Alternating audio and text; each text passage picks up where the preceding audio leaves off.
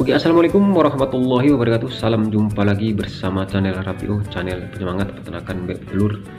Nah, untuk hari ini semoga teman-teman tetap diberi kesehatan dan kelancaran. Kebetulan hari ini yaitu pesta demokrasi. Pesta demokrasi yaitu negara kita Republik Indonesia, semoga diberi keamanan dan kelancaran, sukses untuk hari ini. Nah, untuk kali ini kita tetap sharing yaitu seputar peternakan bebek telur. Jadi intinya ini ada pertanyaan dari rekan kita, yaitu penyebab bebek telur itu mentok di 70% ataupun tidak naik-naik. Jadi ada beberapa penyebab, jadi kita bisa simak video ini. Pasti ini sebagai gambaran ataupun solusi lah, kita sebagai musyawarah lah dalam bidang peternakan bebek telur. Jadi langsung saja kita simak videonya.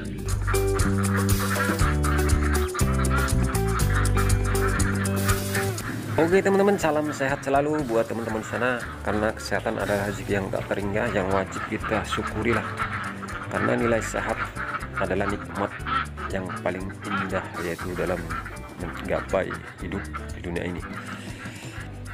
Nah, untuk kali ini kita yaitu sharing yaitu seputar peternakan bebek telur. Jadi kita akan membahas yaitu pertanyaan dari salah satu teman kita, yaitu penyebab bebek katanya dia mempunyai 105 ekor, jadi dia produksinya mentok di 70-an butir lah. Jadi yang pasti itu hanya sekedar mencapai 7%.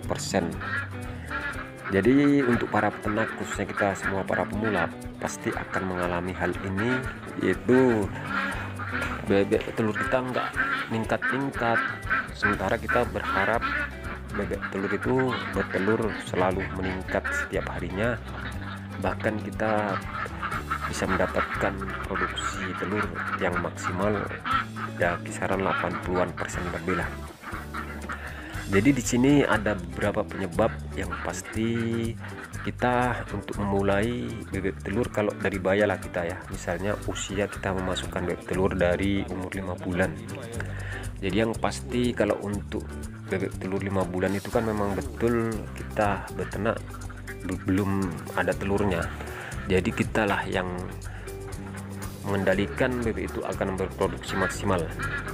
Jadi kalau dari segi kita memasukkan bebek telur dari baya itu kita harus mengetahuilah kalkulasi ukuran kandang untuk peternakan bebek telur kita. Jadi yang pasti teman-teman jika ingin memulai budidaya peternakan bebek telur, pastikan ukuran kandang itu jangan sampai sempit, karena itu bisa mempengaruhi akan produksi nantinya. Yang jelas bebek telur ini kan tingkat kestresannya cukup tinggi, jadi di saat nanti bebek telur udah mulai produksi sementara kandangnya sempit, amonia baunya menyengat, itulah yang menyebabkan bebek telur itu akan mengalami stres dan untuk berproduksi maksimal itu susah. Jadi seandainya dia putarannya betelurnya biasanya bisa mencapai 80-90%, jadi putarannya dia hanya sebatas yaitu 60-70%. Jadi pengalaman saya yaitu waktu mulai beternak bebek telur yaitu 50 ekor, yaitu tanpa kandang, kandangnya hanya sekedar emplek-emplek lah kata orang Jawa. Jadi nanti di saat cuaca hujan kalang kabut teman-teman, bebek itu stres, selalu nggak bisa maksimal. Misalnya dia betelurnya 20 butir, 60 butir, 20-30 butir itu paling pol. Makanya itu harus teman-teman perhatikan lah, jika ingin produksinya selalu meningkat, pastikan ukuran kandangnya itu luas, minimalnya dia per meter perseginya itu 2 ekor teman-teman ya.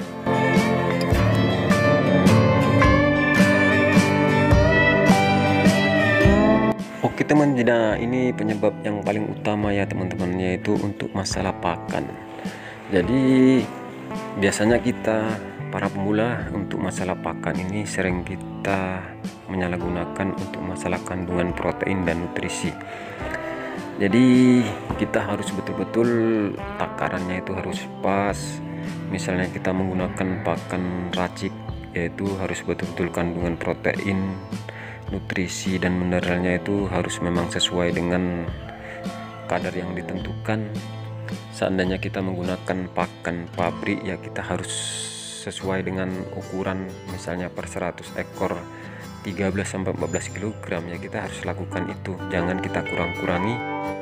Oke teman, jadi jika kita kurangi untuk masalah pakan, yang pasti bebek itu akan mentok, telurnya akan nggak bisa naik, karena posisi yang untuk menentukan kenaikan bebek telur itu ya memang nutrisi protein. Karena banyak kita mengakali untuk masalah pakan, makanya untuk beternak bebek telur kita nggak boleh pelit-pelit, ya kita memang harus pelajari lah ilmu masalah manajemen pakan. Karena memang kalau untuk menggunakan pakan pabrik, orang bilang kan, banyak bilang mak untuk bebek semua hasilnya, tapi kan kita tergantung lah kita menyikapi dengan rasa bersyukur, yang pasti kita tetap dapat bagian. Anggap aja kita menjual pakan kepada bebek telur kita, dalam per sak itu harganya misalnya anggap aja 400.000, habis satu sak itu mendapatkan dia 500.000, ya kan alhamdulillah, kita tersisa 100.000 udah alhamdulillah. Kadang kan orang menilai mencari besarnya saja, nggak menilai jangka panjang. Jadi untuk masalah kandungan nutrisi, memang kalau kita para mulai menggunakan pakan kering lah, pakan yang udah jadi, karena memang kita untuk meracik sendiri, apalagi kita ada kegiatan lain, mungkin banyak waktu yang nggak sempat kita lakukan, itulah terakhirnya putus untuk masalah manajemen pakan di tengah jalan. Bebek itu akan drop dan tidak akan maksimal untuk masalah produksinya.